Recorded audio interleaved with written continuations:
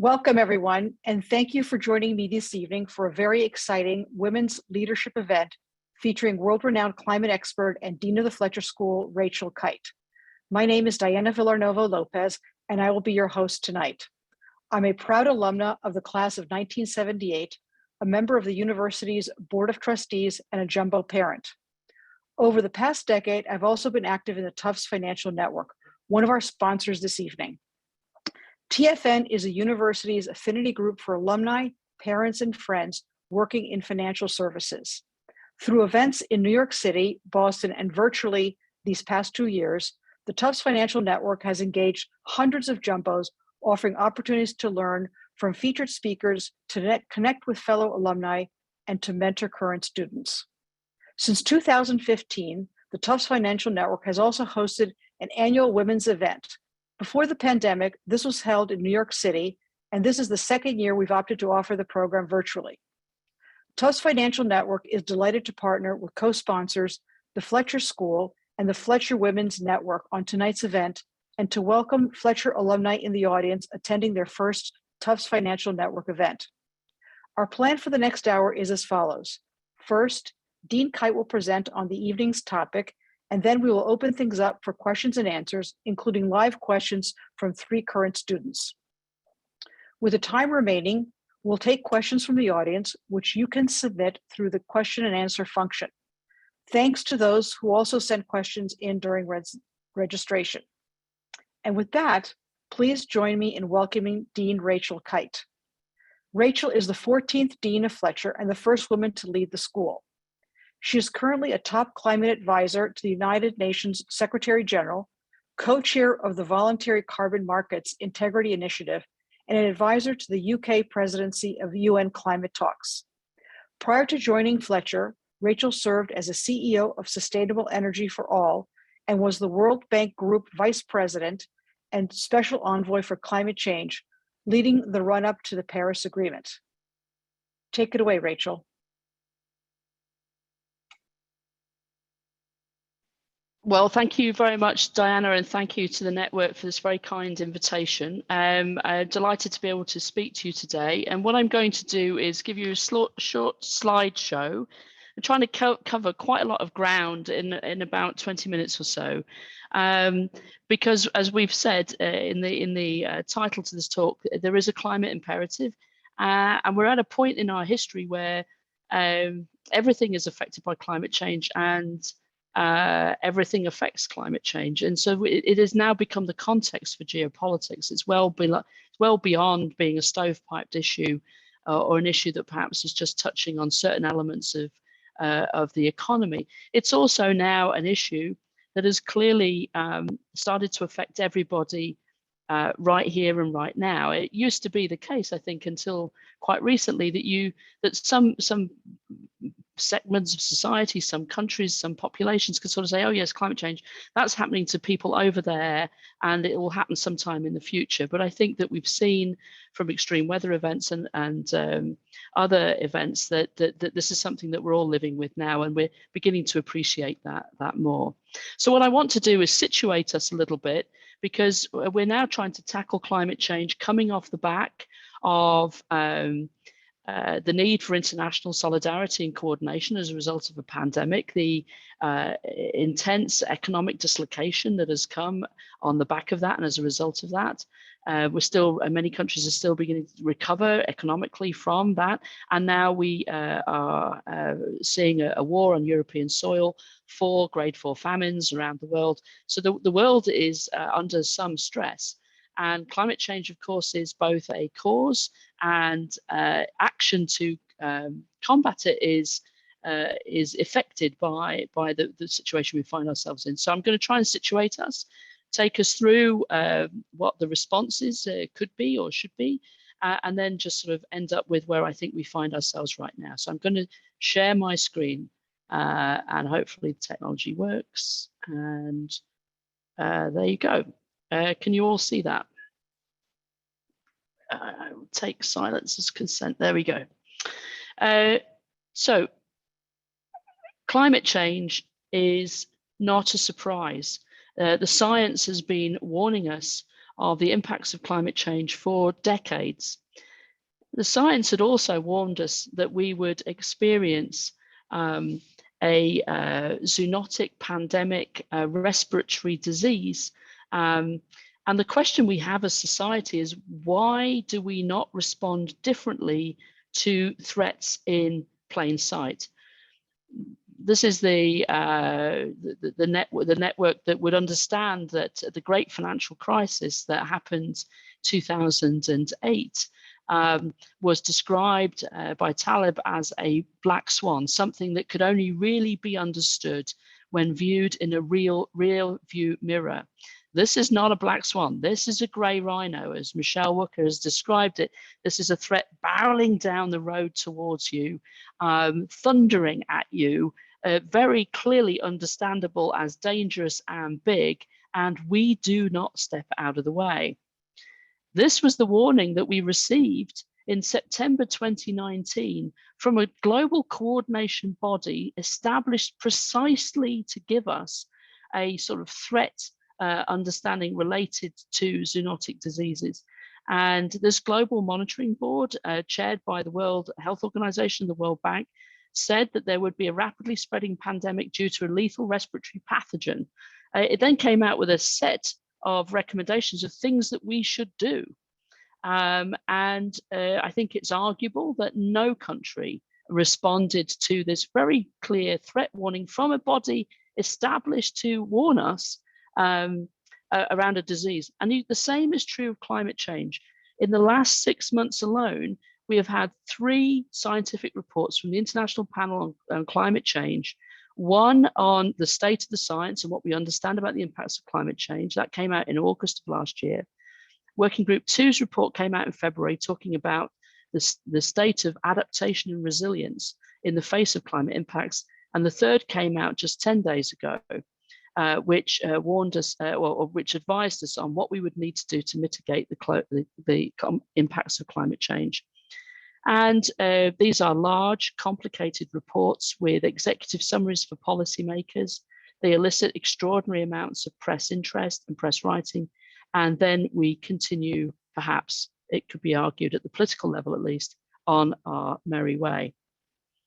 So where are we trying to go, and what are we agreed upon in terms of the goal? What are we trying to do? We're trying to combat the impacts of climate change.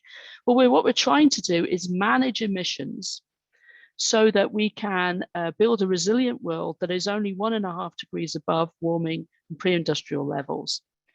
The Paris Agreement 7 years ago agreed that we should manage emissions so that we're well below 2 degrees, but the science has solidified and become more accurate. And now we understand that really there is a huge difference between the world at 2 degrees and the world at 1.5 degrees. And so I think the scientific consensus is that we should try to get to a 1.5 degree world. Now, according to the UN's report that came out just 10 days ago, the IPCC Working Group 3 report, we are at the moment at double the warming that we need to be. So we're well over 3 degrees at the moment. This has fairly disastrous consequences for our agricultural systems in part of the world, has fairly disastrous consequences for low-lying coastal areas and the conurbations which exist there. There is really a risk of what we call discontinuous change, so extreme weather events and changes within our changes within the science of climate, which would mean that we would have irreparable harm, and we may lose the capacity of nature to continue to mitigate climate change the way that it does at the moment. Our thermostats, the Arctic and the Antarctic, are extremely stressed. We have warming around the world, but the warming at the poles is twice that recorded in other parts of the globe. And so we're really pushing up against the limits of what the world is designed to do. So we've agreed that we want to limit warming. That means that we need to basically manage emissions down. And as the most recent report has said, we don't just need to avoid emissions and to stop emitting greenhouse gases into the atmosphere. We need to actually start removing greenhouse gases from the atmosphere. So not only curbing emissions, but removing them from the atmosphere. And that's science and technology that is beginning to be deployable now, but which is expensive. But we're now well up against the point where we've run out of time to just sort of find our own way through this, but we have to reduce at least 50% of the 45% of the emissions by the end of this decade. And we have to get to a net zero target by mid-century. So what does that mean? It means that by mid-century, we should be in balance. The economy should, and the emissions that come from the economy should be in balance with the planet, and that we are not emitting zero, but we are net zero, so that we are able to balance off. This also means that by 2030, to reduce 45% of emissions means we have a handbrake turn that we need to execute in terms of our energy systems, our transportation systems, and the way that we manage soils and forests. So it means halting deforestation. It means moving to clean energy as soon as possible. It means changing the way that we use modular transport.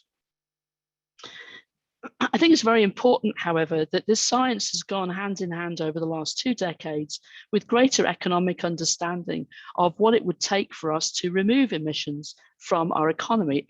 We're basically weaning ourselves off the lifeblood of the economy since the beginning of the Industrial Revolution. And in 2006, Lord Stern, Nick Stern, the UK, under a report commissioned by the then Prime Minister of the UK, Gordon Brown, came out with the first comprehensive report on the economics of climate change. And what he did in that report was, for the first time, articulate quite clearly that the cost of inaction would be much higher than the cost of action. So you see from reading the newspapers that there's a lot of discussion about what it's going to cost us to wean ourselves off fossil fuel-based energy systems onto renewables, the price of renewables, what it's going to cost to move from a gas boiler to a heat pump, all of these things, all cast as costs. And there are indeed upfront costs to switching to new technologies. But what it doesn't do, what we often don't do, is talk about the price of inaction and the cost of inaction, which is immeasurably larger. So, for example, we can already see the impacts of to GDP of extreme weather events, our home and abroad. I'll show you a slide on Africa in a moment. But also we see that Colorado loses 5% of GDP every year just from fires alone. We've seen that last year it was over $150 billion was attributed to extreme weather events in the United States, and that's only capturing just part of what we can measure at the moment. We have difficulty measuring all of those costs. And this shows you that the costs don't fall evenly. They often fall on those who are least able to cope, and often on those who had very little to do with bringing us to this point of climate crisis. So in this case, from the Economic Commission of Africa, you see that most African countries are projected to lose between 2 and 5% of GDP to climate change just this decade. And these are countries that are dealing with extreme economic dislocation as a result of the pandemic.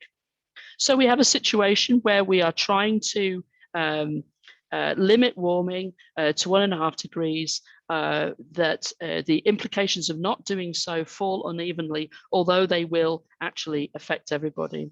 I'll just go back, to one point, which is that accompanying this economic understanding of climate change, as well as the scientific understanding of climate change, has been an extraordinary shift in the way the financial system understands the risks of climate change to the financial system. This started really, I think, in 2015, or was given a focal point in 2015 in a landmark speech made by Mark Carney, the then governor of the Bank of England, to Lloyds of London, in a speech called Breaking the Tragedy of the Horizon. And what he talked about here was that the tragedy of the short-termism of the financial markets and the short-termism of the political cycle meant that we didn't have in place a system that is likely to make good decisions based on the long run. So if we know that we need to be at net zero by 2050, if we know we need to reduce emissions substantially, we need to decarbonize our economies, if we know that we need to reduce emissions by 45% by 2030, then where is the political and financial system that will allow people to make long-term investment decisions, allow people to make long-term political decisions, not focused on the ballot box in November or in 2 years' time, or focused on a quarterly return. And this tragedy of the horizons is something that we're seeing being grappled with in policy making all around the world and by financial institutions, and has led to an extraordinary, I think, speed of appreciation within the regulators and supervisors of the financial system globally as to the fact that climate change poses a macro-prudential risk to the financial system. Because if we know we need to decarbonize, then holding anything which is intensive in its use of carbon as an asset is actually going to become a stranded asset. So if you are holding shares, or if you're holding an interest in a heavily carbonized process, material, a firm that is dependent upon profligate use of fossil fuels, and I say profligate with reason because these could be captured and used and stored, but that's expensive, then is this something that people want to hold on to? And you've seen over the last few years a divestment movement, which is one story, but you've also seen an extraordinary shift away, more than $130 trillion of assets under management committed to trying to find pathways to net zero in last year alone. And while many narratives around greenwash, and I can answer that in the Q&A, certainly well past the tipping point, I think, within the financial system. So this point of the cost of inaction being higher than action really has been a trigger, I think, for a lot of the work that we've seen in helping the financial sector understand the risks of climate change, obviously to the planet and to people, but importantly to the financial system itself. And this is described in a slide that comes from the World Bank as really climate change going from being something that environment ministers worry about, and something that just activists worry about, to being something that is really corrosive at the heart of the way in which we think about economic management and the way that we think about the financial system. So obviously there are physical risks from climate change, extreme weather events, and slow onset risks from global warming. That impacts growth, it creates uncertainty, it provides new kinds of financing needs.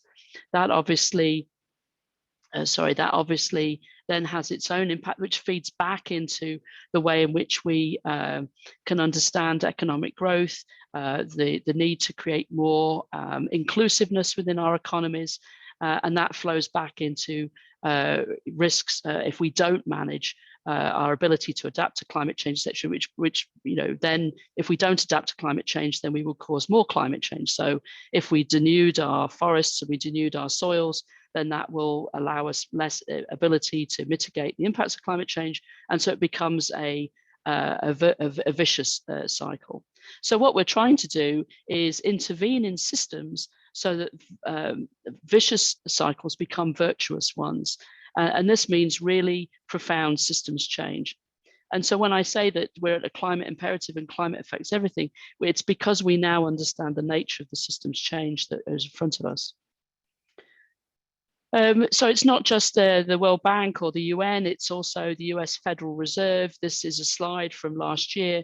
You will obviously have understood that, that Janet Yellen has, under the FSOC, so the coordination of all of the economic branches of government, has started to look at the systemic risks of climate change. She spoke out quite forcefully on this before coming into her position. She has created a position within the US Treasury as a climate czar within the US Treasury. The Federal Reserve, obviously we've seen some partisan bickering over who goes onto the Federal Reserve and whether or not they understand their job as being one to understand the risks to the Federal Reserve system from climate change and the stability of the economy.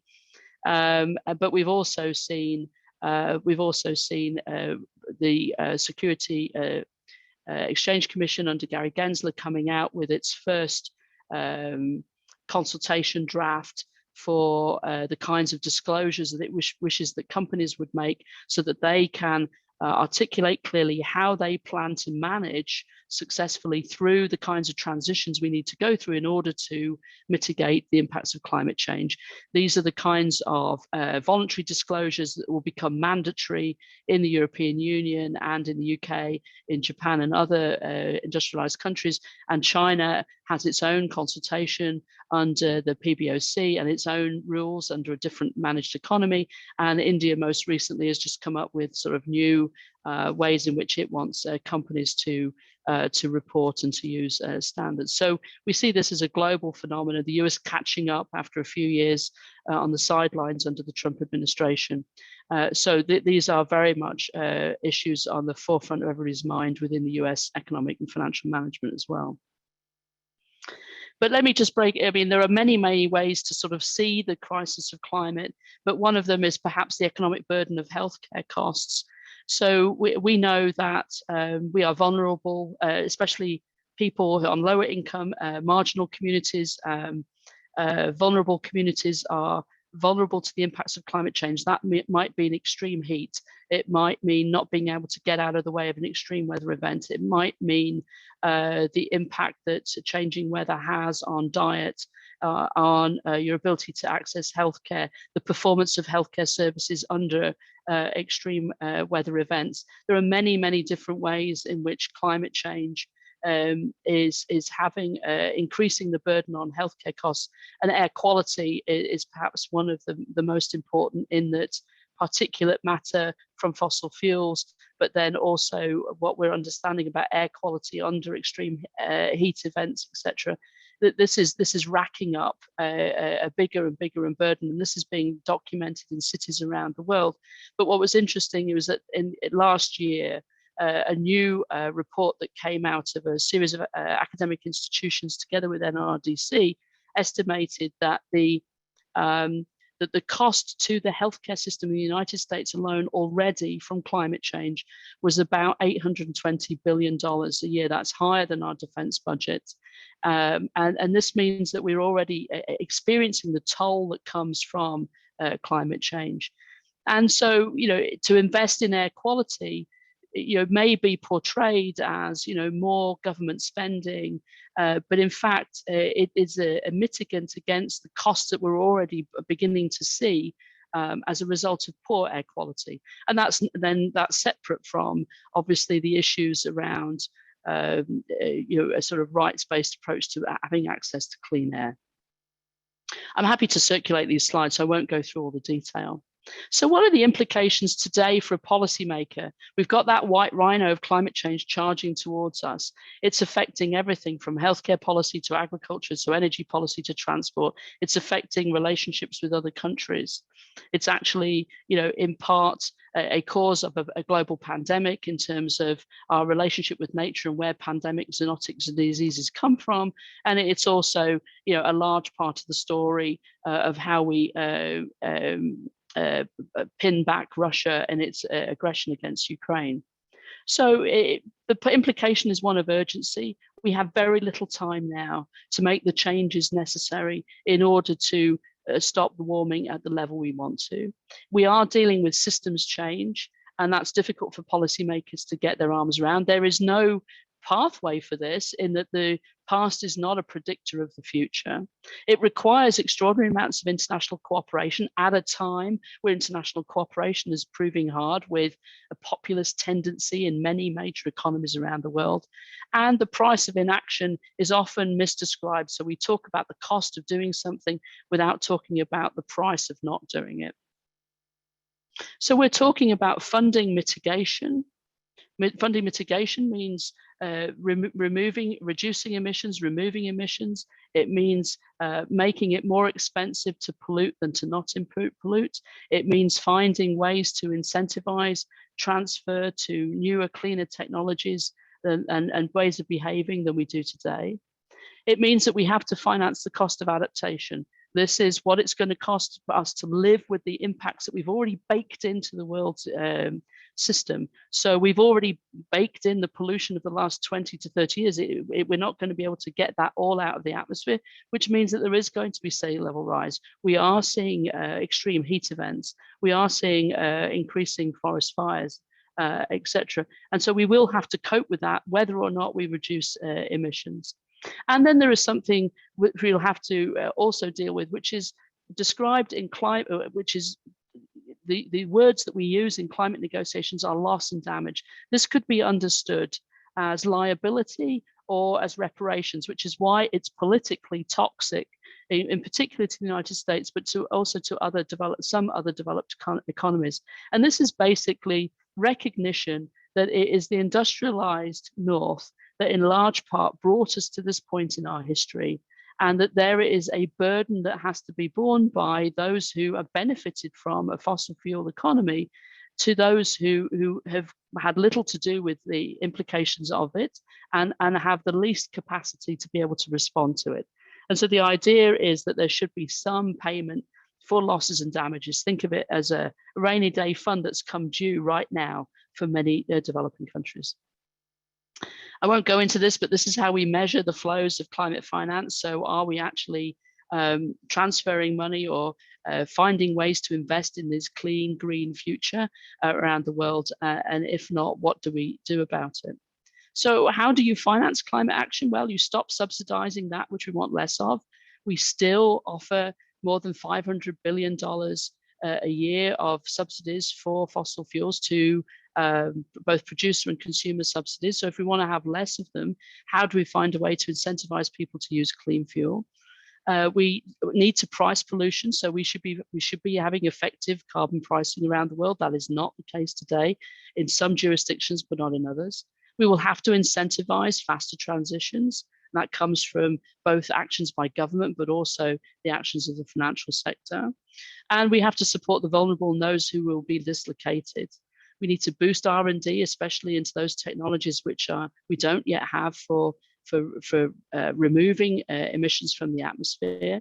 And we'll have to spend an awful lot more on our ability to adapt. And that's downtown Boston for everything that's being built down in where the high rises are, which is already beginning to flood every time we have a neap tide, and may be expected to flood every time we have a high tide in the not too distant future. And really, this isn't something that is just in a separate ledger. This is actually the books now for every country, and this is mainstream finance. So the one thing I want to talk about here is that this is a project that humanity has never had to encounter before. We are trying to wean ourselves off an economy which built itself on the use of fossil fuels. We're now trying to replace that with renewable energy technologies and other technologies, and including hyper efficiency. And we're trying to do that in such a way that is inclusive, and so that everybody could be better off as a result. And that's the twin objective of the Paris Climate Agreement: A, that we reduce emissions, and B, that we leave no one behind.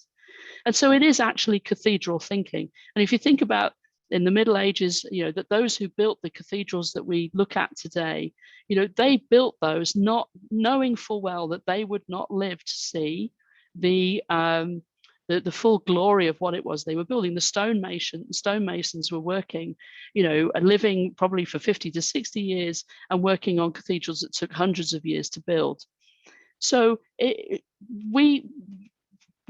some of us will live to see some of the extraordinary advances that are already coming into play: the electric mobility revolution, changes in the way we eat, a shift to a diet which is more sustainable and healthier for us. We will embrace renewable energy technology, and depending on where you are in the world, you can see that very visibly today. But it will be our children and our grandchildren that will have to live in the cathedral that we have to start building now. And I just want to end here because this has gotten an awful lot more complicated as a result of the war in Ukraine.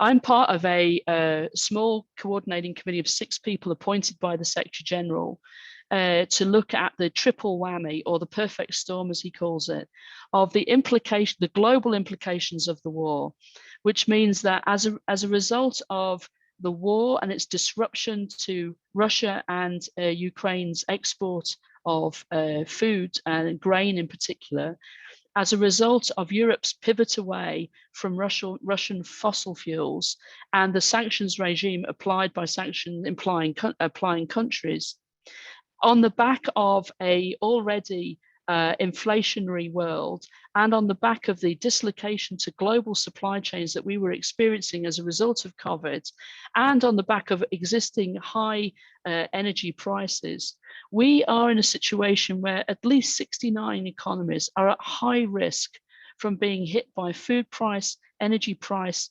spikes, and financial shocks. We've already seen this in Sri Lanka, in Yemen, in Egypt, in Ethiopia, in Peru, and we can expect to see this in many, many more countries.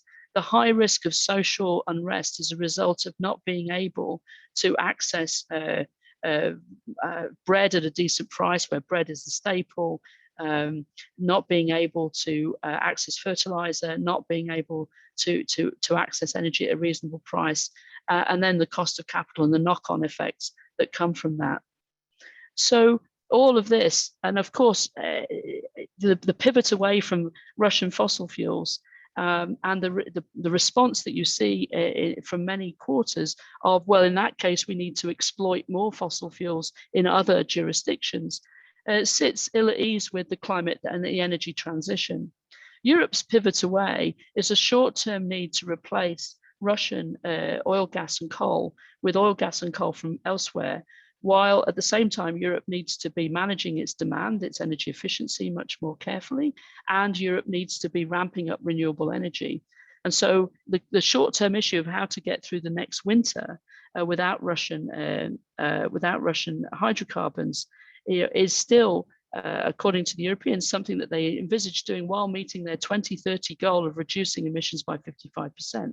But there are many who question whether or not this is going to be possible. For the United States, we need to manage energy demand too, because the energy that we don't use here is energy that could be potentially in some forms exported elsewhere, and it's better for our climate footprint. But also you see the short-term need for the US to meet some of the energy needs of Europe, and you see a possible increase in exports of LNG, but also the need for the US and Europe and other sanction-applying countries to make sure that other countries that would normally access the gas export markets or to import gas, who will not be able to do so now because that gas is going to flow to Europe, get our support and are supported by us to make the energy transitions that they need.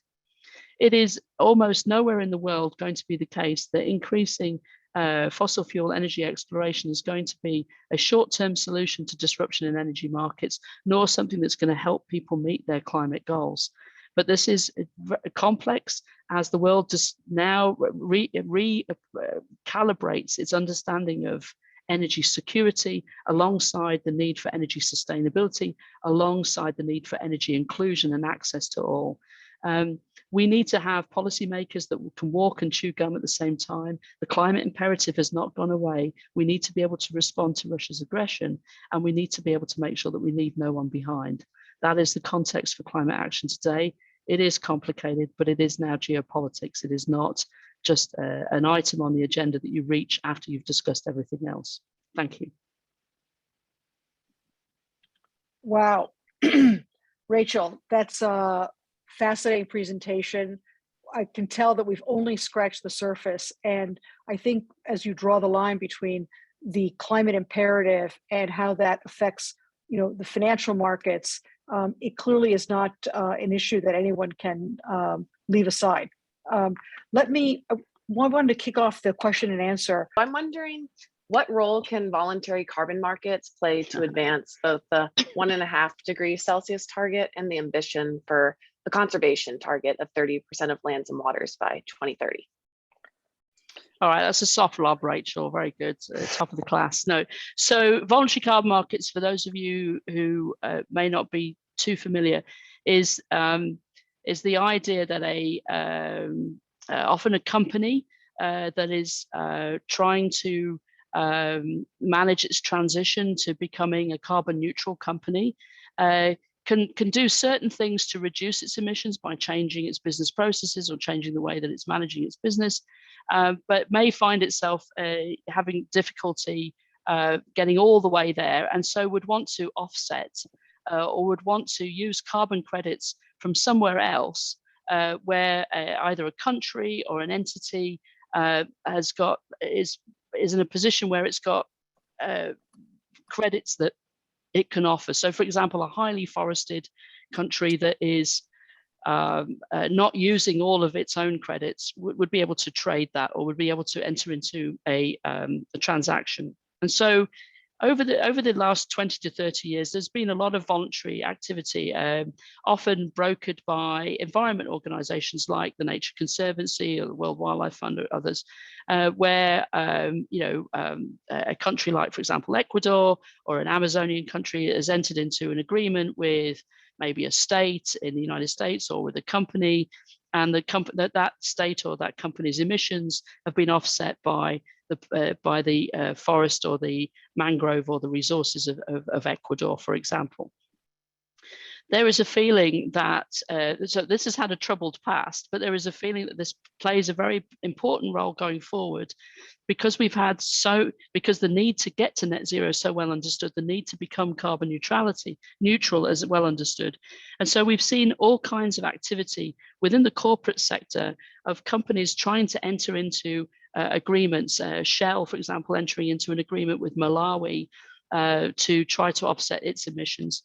And this became, over the course of the last couple of years, really quite a bonanza, and some really good things happening and some really not quite so good things. So, and it's complicated. What if, for example, BP needing to offset some of its emissions while it tries to change its business plan and become carbon neutral, enters into an agreement to buy emissions coming from a California forest, and then that California forest burns and is no longer able to produce credits. So can BP still carry that on its books? Does it now have to zero that out?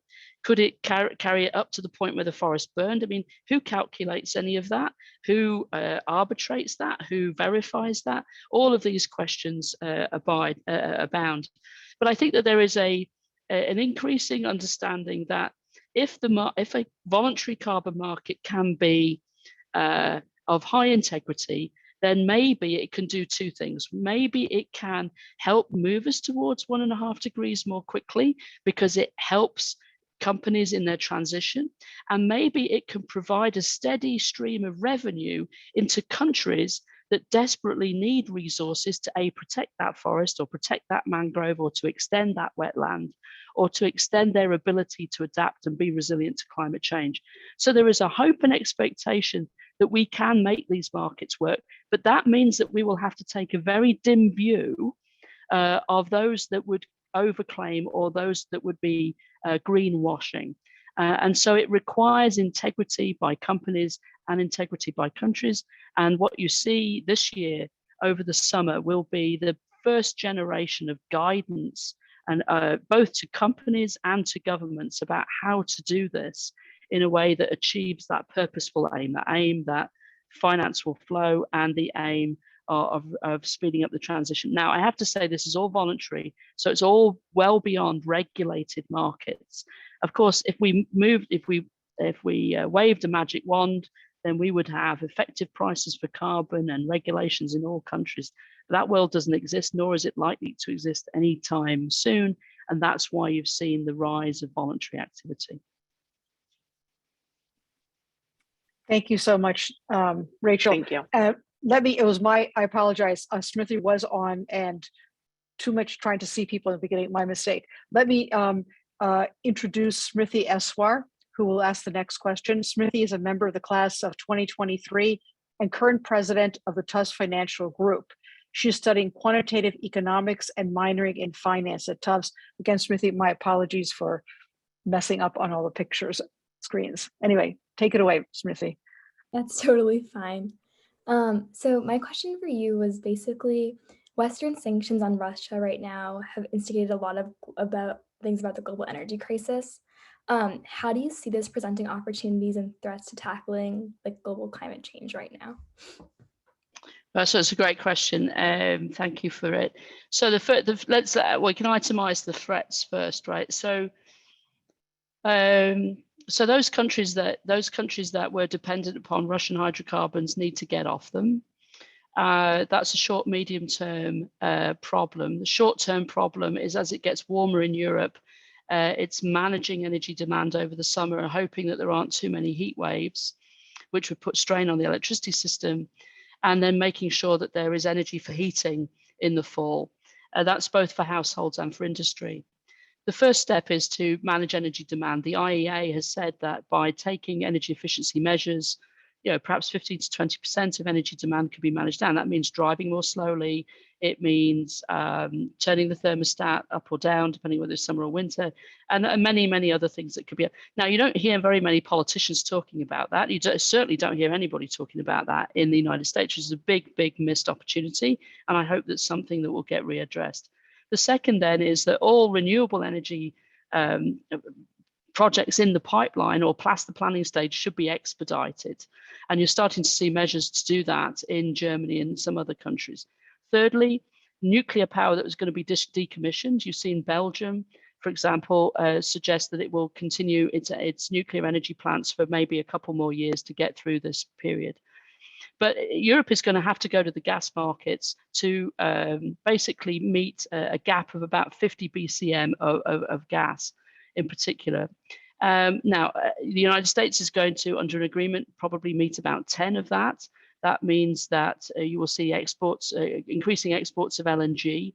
That does not mean that we need to start opening up new exploration and new wells in public lands or wherever. There's plenty of licenses already granted that aren't being explored because the financial sector doesn't want to finance them.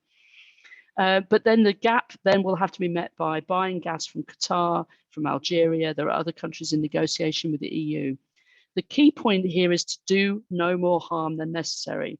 So the real risk is that as Europe moves to buy gas from other places, it will displace, for example, Bangladesh or Malaysia's ability to get gas at a reasonable price, which is its own energy, which then will have a knock-on effect, both in terms of price, but also scarcity potentially in a number of gas importing countries. It also means that it will have knock-on effects in other countries as they continue to get displaced. And so what we're urging, a number of us, is that the way that the Europeans do that and the way that the sanction imposing countries do that is done in such a way as to mitigate the worst impacts. We are going to have an era of elevated prices, but then we can mitigate the spikes that come off that high plane. Now, where's the opportunity? Well, the opportunity is that Europe is not decrying its climate ambitions, nor is anybody else for the moment. And so we now have an opportunity to potentially invest in the renewable energy capability, the supply chain that we need for renewable energy that we hadn't done up until this point. Maybe a war can concentrate our minds in a way that climate warnings hadn't. But we come across a separate issue now then, which is that the world has become extremely aware of the fragility or brittleness of being dependent upon global supply chains. So we already saw this at the dislocation that came from COVID, but now we see this again with our dependence on Russian oil, gas, and coal. Well, the other supply chain, which is of real concern to people, is the dependence upon Northwest China for the solar value chain and solar supply chain. More than I think 95% of all sort of solar wafers come from one point of origin. Now, this was already a concern given the great power rivalry that was emerging between China and the United States and China and the West. So is there an opportunity to not only diversify the solar supply chain and also to ramp up?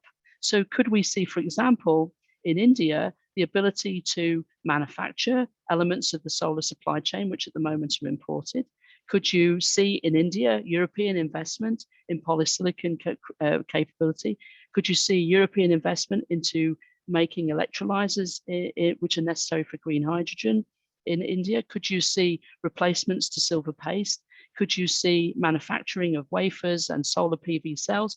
And then could India start exporting those to sub-Saharan Africa as Africa would move through its own transition? So there is an opportunity. In every chaos, there is opportunity. There is an opportunity here to double down on the renewable energy piece of the energy transition, but it's going to require us to reconstruct a much more global supply chain with many more points of origin than the supply chain that we've had up to now, where almost everything originating from one part of China. So this would require bravery, foresight, intentionality from our political leaders. This week's important in the spring meetings of the IMF and the World Bank. There were other meetings over the course of the next few weeks, which will be really important to know whether or not we're just going to muddle through and sort of sacrifice our 2030 climate targets, or whether or not we are going to marshal the resources necessary to make this happen and speak honestly to the public about the fact that, turning the thermostat up or down 1 point, isn't an end of your freedom. It is a way in which to be in solidarity with the people of Ukraine. Okay. The war in Ukraine, it runs through everything these days. Let's turn to our last student, Christina Toldalagi. Hi, Christina. Christina is a member of the class of 2002 and studying economics, finance, and studio art. Now that's a combination. So Christina, you have a question for Rachel? Yeah, hi. My question was, during your time working at the World Bank on the Special Envoy for Climate Change, how did you approach those who denied the existence of climate change and dismissed your work? With trepidation. So there were countries, at the time that I was at the bank, I left the bank just after the Paris Agreement to go work for the Secretary General and to work on Sustainable Energy for All, which is a continuation of the commitment that we'd had at the bank to energy access for all. But at that time, one of the things I had to do was try to get all the ministers of finance agreed around energy priorities. And that was the first time that multilateral finance had sort of committed to getting out of coal. And so the wording at the time, which we negotiated in 2012, was that we would only fund coal in very rare circumstances. And then we worked on from that. And I was able to get to a point where Saudi Arabia, China, India, the US, etc., all agreed on that, even though that was controversial at the time. So I think that was, I think you need to be able to understand, you have to be able to stand in a country's shoes, as it were, and work out where the strategic invested interests are.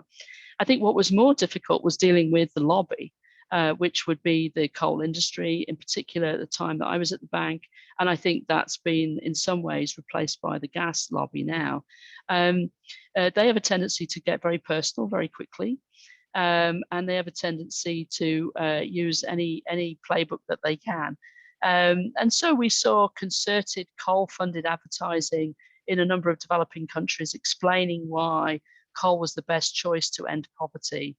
My response to that was, well, we're 100 years or more into the Industrial Revolution. You haven't solved poverty yet. I doubt that you're going to solve poverty now for the Bedouin of the Sahel, or for women living in the informal settlements of a growing African city.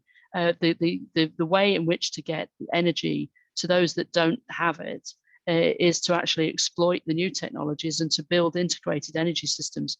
There are about 750 million and rising again, unfortunately, people who have access to no energy at all today. They live beyond and below the power lines.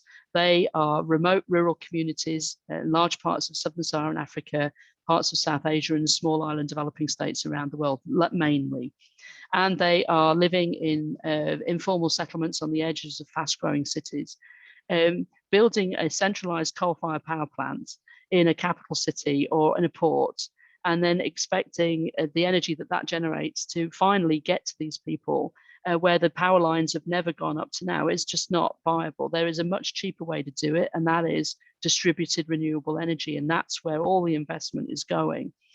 At the same time, there are about 2.3 billion people who don't have access to any form of clean cooking, which means that they are burning biomass, or they're burning diesel or heavy fuel oil, and that's very difficult for their health and for their children's health.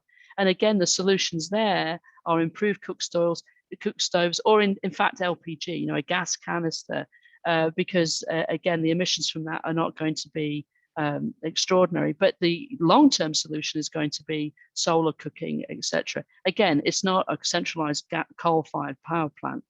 And then finally, depending on how you measure it and whose numbers you want to use, about 2.5 to 3 billion people don't have access to reliable, affordable energy, which means that you might have energy on a Monday, and then you have energy on a Wednesday, maybe for a few hours on a Friday, or you have it intermittently throughout the day. I once met a doctor running a hospital in Niger, and he told me that on average, the electricity would go out 26 times a day. It's very, very difficult to be efficient, effective, productive, to start a business, to run a health clinic well, if you don't have reliable energy. And again, the solutions there are about the quality of the transmission and distribution, not necessarily about putting a new coal-fired power plant up. So I found the coal lobby. I understood what it was doing. I thought it was inaccurate. And I found the way in which it, having lost the argument in the United States and Europe to large part, would then go and lobby in countries where people didn't have access to energy to be not its finest hour. So that was the hardest part for me.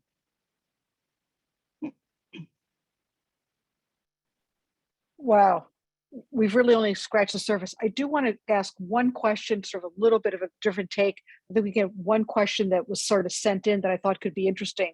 And this was, what role do you see sustainable food systems having in addressing climate change? More or less important than a piece of carbon, than the price of carbon? As important. So I think the way to frame the challenge is that, as my colleague Dean Musfarian from the Friedman School says, food should be medicine, and today for many people food is poison. So we are eating a diet which is either under-nutritious or over-nutritious. We have all kinds of non-communicable diseases as a result of our diet, and then for many people in the world are nutrition insecure. And so let's frame what the challenge is. The challenge is that every family should be able to put a nutritious plate of food, a healthy diet on the table for their family members that should be able to be produced sustainably. So a healthy diet that is affordable, that is sustainably produced, and which is desirable, i.e. you can't make people eat things that is culturally beyond their understanding. And so that therein, I think, is a real challenge, because that means that we will need to produce food more sustainably. We're going to have to, for many of us, we're going to have to change our diet, so less red meat in the industrialized world in particular. We are going to have to incentivize people to eat well, and that means dealing with the food industry in large part. And it's not a question of penalizing the poor because they can only afford to eat badly. It's about dealing with the way in which we price food, just as the same as the way in which we price carbon or we price fuel. So there are harmful fossil fuel subsidies, there are harmful farm subsidies, there are harmful food subsidies. And this is why we talk about a food systems transformation. So it's a critical issue. It's very complicated. I also think that it's the one that offers us perhaps even the biggest impact, because there is nothing more intimate and there's nothing more entwined with your dignity as your ability to put a plate of healthy food in front of your family. Rachel, thank you again for joining me this evening. This has really been extraordinary. I feel like we've only sort of scratched the surface here on so many topics. And again, I look back at sort of the title of our program, the climate imperative, how climate change changes everything and the most important things to do about it. So I think we've only touched the surface here.